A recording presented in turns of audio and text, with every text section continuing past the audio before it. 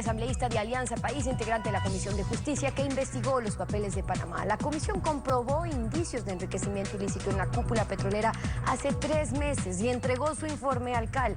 ¿Qué ha hecho el CAL? Lo vamos a examinar al regresar. ¿Qué desee usted en nuestra sintonía? Quien se arrodilla ante el hecho consumado es incapaz de enfrentar el porvenir. Lo dijo León Trotsky, revolucionario ruso.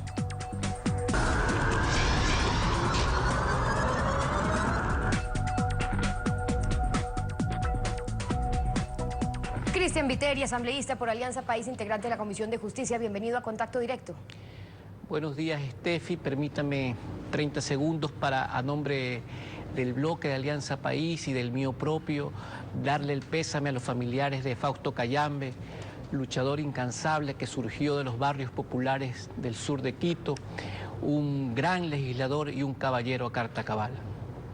Bueno, primero extendemos nuestras condolencias a los familiares, amigos, a ustedes, compañeros del asambleísta Fausto Cayambe. Lamentamos tan irreparable pérdida. Gracias. Asambleísta, concentrándonos en el tema que nos convoca hoy. El jueves pasado, el CAL resolvió que el informe sobre empresas offshore constituidas en paraísos fiscales, el que le entregó la Comisión de Justicia al CAL, pase a la Comisión de Fiscalización para continuar con la investigación. Pero eso fue lo que solicitó la Comisión en el informe que aprobaron el 8 de agosto. Entonces, ¿no es lo que debió haber hecho el CAL ya en agosto? Porque estamos 31 de octubre.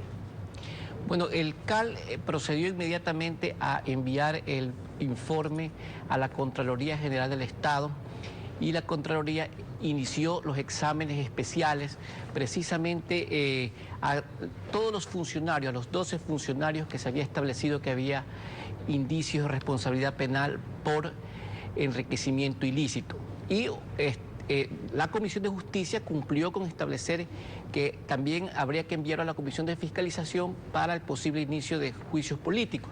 Entiendo que se ha enviado este informe, pero sobre todo la última resolución del CAL obedece más bien a que se analice la conducta del fiscal general de la Nación respecto a las medidas que se tomaron luego de que la Comisión de Justicia, y yo en particular, el día 2 de septiembre le adjuntamos el informe de la Comisión de Justicia. Claro, pero va a pedir la comparecencia ahora. A lo que yo me refiero es que ustedes desde la Comisión de Justicia ya en el informe hablaban de indicios de enriquecimiento ilícito en la cúpula petrolera. Esto fue ya hace 3 meses.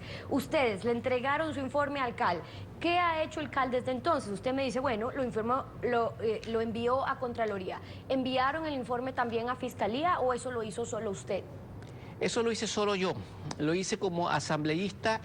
Pero aquí hay que dejar algo absolutamente claro. En esa denuncia que yo hago el 2 de septiembre, yo digo absolutamente claro que en relación a los hechos que se investiga y que hacen relación al enriquecimiento ilícito de varios funcionarios de Petroecuador, también se investigue los posibles delitos de tráfico de influencia, donde se investigan los tráficos de influencia y cohecho. Es posible que en el transcurso de la investigación puedan verificarse además la existencia del delito de peculado y de lavado de activos. Es decir, nosotros como comisión ya advertimos a la Fiscalía el 2 de septiembre que no solamente existiría enriquecimiento ilícito, sino también lavado de activos. Y peculado, que son los delitos más graves. Y el 15 de agosto del año 2000, y esto se hace con motivo, ¿por qué el 2 de septiembre? Porque el informe de la Comisión de Justicia se cierra el 9 de agosto del 2016, pero el 15 de agosto del 2016 aparece el informe de la UAF, el primer informe de la UAF, donde establecen que algunos contratistas de Petroecuador le habían hecho depósitos a Alex Bravo por aproximadamente 4.200.000 dólares. O sea que ese informe ya estaba, ya lo tenían desde agosto, tenían información sobre eso desde el 15 de agosto. La Fiscalía, nosotros tuvimos esa información cuando llegó a la Fiscalía y entonces hicimos la denuncia en la cual nosotros le decimos a la Fiscalía, vea, señores, tomen en cuenta lo siguiente, si bien es cierto quien ha recibido los fondos es el señor Alex Bravo, quien firma los contratos de quien recibe los fondos es el señor Carlos Pareja Yanuseli. Y en estas compañías también está involucrado otros funcionarios de Petroecuador y por eso pedimos que también se investigue al señor Arturo Escobar Domínguez, que además su nombre aparece en algunas de las compañías que están en este informe de lavado de activos.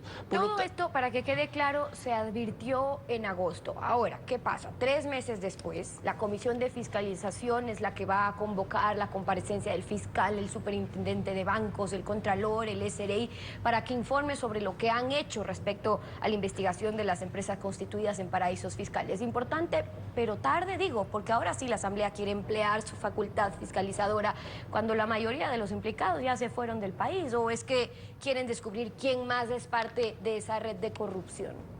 A nosotros nos interesa descubrir todas las personas que están en esta red de corrupción. Vea, lamentablemente, y digo lamentablemente, el fiscal ha dejado un tufillo en el ambiente ahí, un tufillo de encubrimiento innecesariamente y probablemente involuntariamente, pero eso se contrapone con el deseo y con el accionar del bloque de Alianza País, que desde el primer día que se inició esta investigación ha buscado la absoluta transparencia para establecer autores, cómplices y encubridores en este tema, y sobre todo del propio gobierno nacional, que es el que ha venido impulsando ellos mismos las denuncias, las investigaciones.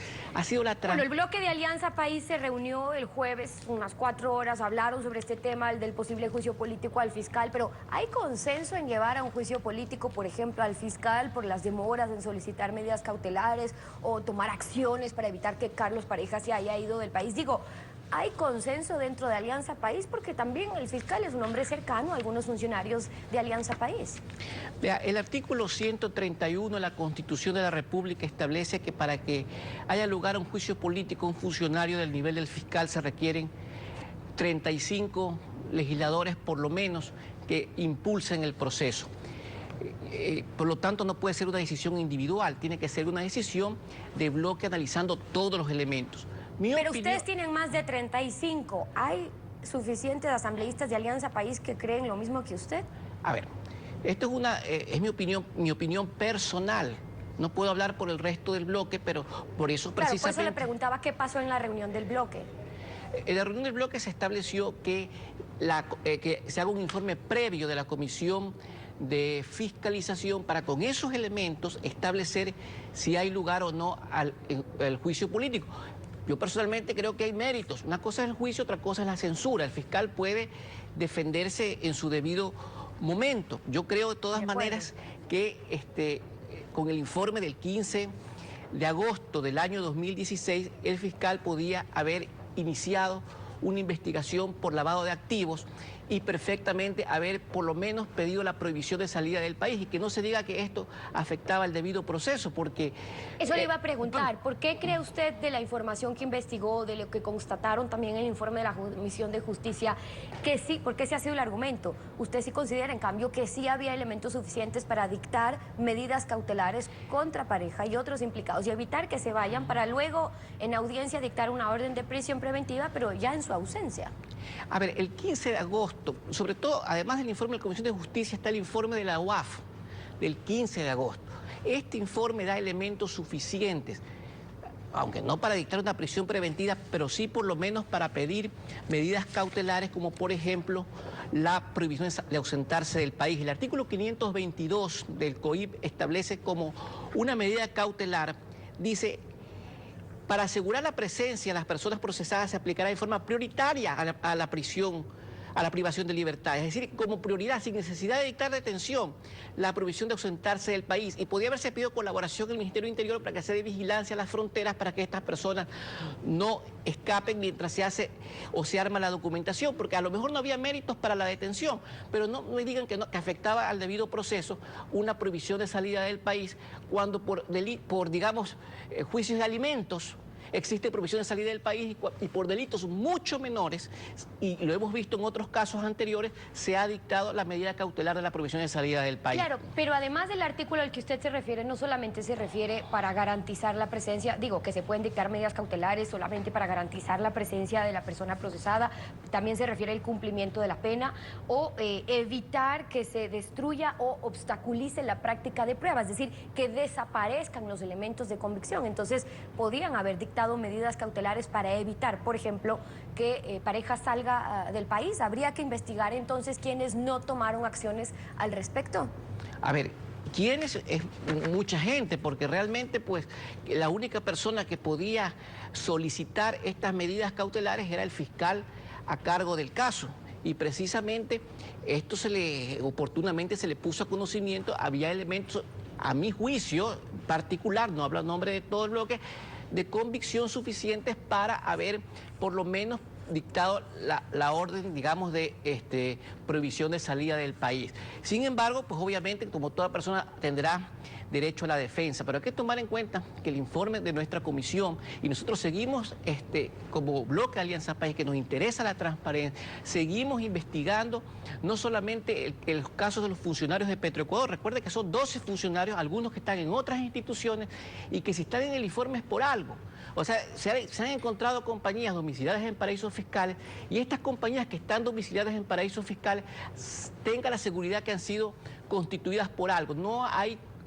nos hemos dado cuenta que lo de Capaya, lo de Escart, no son coincidencias. No son coincidencias, algo hay allí, por algo las hicieron, como vehículo de algo. Yo le pongo, por ejemplo, uno de los 12 funcionarios, por decirle algo, hay un asesor de la prefectura del Guayas. Resulta que esta persona está vinculado en 2 empresas panameñas con el señor Espíritu Montalbán, que a su vez está vinculado en estas empresas panameñas con un hermano del prefecto. Y resulta que este señor Espíritu Montalbán tiene 4 contratos a través de 4 compañías, Oceansec, Centuritel, Socialex y Geniswork, con la prefectura del Guayas. Es un tema que hay que investigar. A lo mejor no sea pura coincidencia, y no estoy acusando a nadie, pero hay que pedirle a la Fiscalía que también se pida asistencia penal internacional y se abran las cuentas de estos funcionarios, no solo de los temas de Petroecuador, sino de los 12 funcionarios. Y luego además ver que ella es sujeto de otro tema, cuáles son los delitos por los cuales están siendo juzgados, porque en efecto, como usted hace referencia, es una diferencia entre enriquecimiento ilícito o cohecho versus peculado. Cristian Viteri, asambleísta por Alianza País, gracias por habernos acompañado hoy aquí en Contacto Directo. Buenos días.